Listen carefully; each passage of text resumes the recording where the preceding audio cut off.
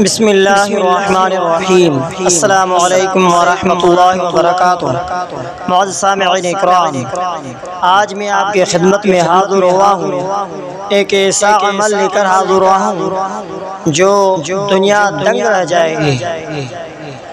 یہ عمل معمولی عمل نہیں، یہ کوئی اہم شخص کا عمل نہیں، یہ عمل ہارون رشید وقت کے بادشاہ کا عمل ہے، جنہوں نے بہلول کو ہدایت کی کہ بازار جائیں اور کسائیوں کے ترازو اور جن پتھروں سے وہ گوشت تولتے ہیں وہ چیک کر کے واپس آئیں، اور جن کے تول والا پتھر کم نکلے انہیں گرفتار کر کے دربار میں حاضر کریں۔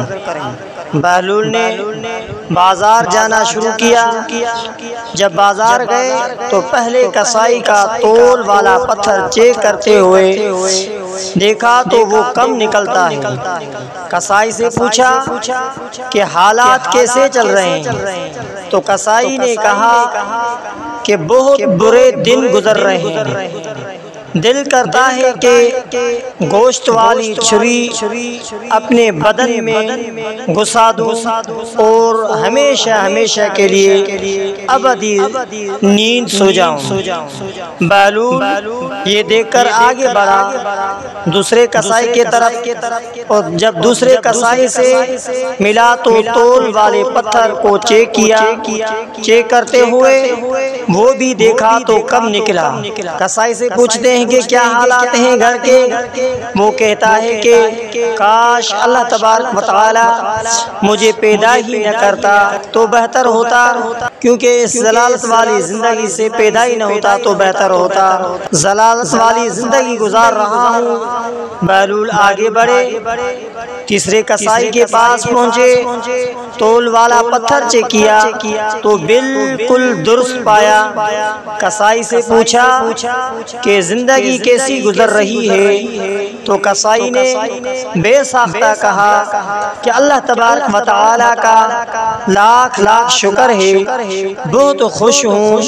اللہ تبارک و تعالی نے بڑا کرم کیا ہے اور اولاد بھی نیک ہے، زندگی بہت اچھی گزر رہی ہے۔ یہ سن کر بہلول بہت خوش ہوا اور حیران بھی ہو گیا کہ یہ کسائی اتنا خوش کیوں ہے؟ اسی وجہ سے یہ کسائی خوش ہے۔ بہلول واپس آیا۔ سلطان ہارون رشید پوچھتے ہیں کہ کیا پراغرض ہے؟ بہلول کہتے ہیں کہ کئی کسائیوں کے تول والے پتھر کم نکلے ہیں۔ سلطان بادشاہ نے غصے سے کہا پھر انہیں گرفتار کیوں نہیں کیا؟ گرفتار کر کے کیوں نہیں لایا؟ بہلول نے کہا اے اللہ کے بندے، جب اللہ تبارک و تعالی انہیں خود سزا دے رہا تھا، ان پر دنیا تنگ کر دی تھی، تو یہاں لانے کی کیا ضرورت تھی؟ آج ہمارے بھی کچھ یوں ہی حالات ہیں، ہم نے بھی دنیا کو اپنایا ہے، اسی کی فکر ہے، حلال کی حرام، حلال حرام اور ناپ تول میں بے معنی آخرت کی فکر ہی نہیں، دنیا کی فکر ہے، نہ دیکھا کہ حلال ہے نہ دیکھا کہ حرام ہے، جو آیا وہ ہڑپ کر لیا۔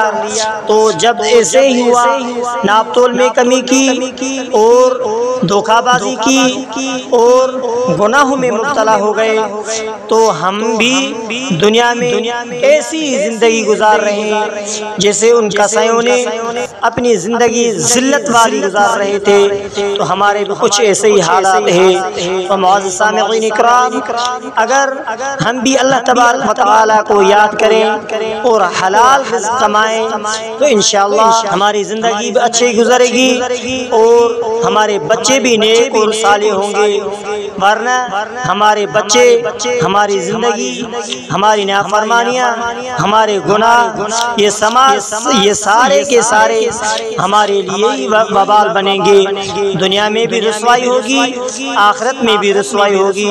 تو معزز سامعین اکرام، اگر آپ نے ہمارے یوٹیوب چینل کو سبسکرائب نہیں کیا ہے تو ہمارے اسلامک وظائف ٹی وی چینل کو سبسکرائب کر لیجئے اور بیل آئیکن والے بٹن کو آل پر دبائیں، ہو سکے تو تو اس ویڈیو کو صدقہ جاریہ سمجھ کر شیئر کرنا مت بھولیے۔